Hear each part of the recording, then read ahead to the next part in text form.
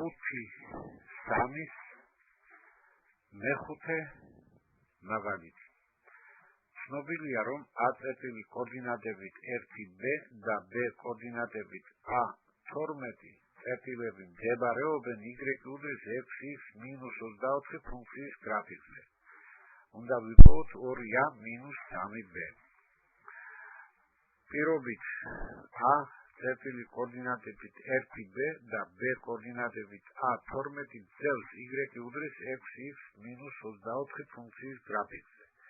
ეს იმას ნიშნავს, რომ A წერტილის კოორდინატები, ასევე b წერტილის კოორდინატები აკმაყოფილებენ ანალიზურ გამოსახულებას y-6x-24.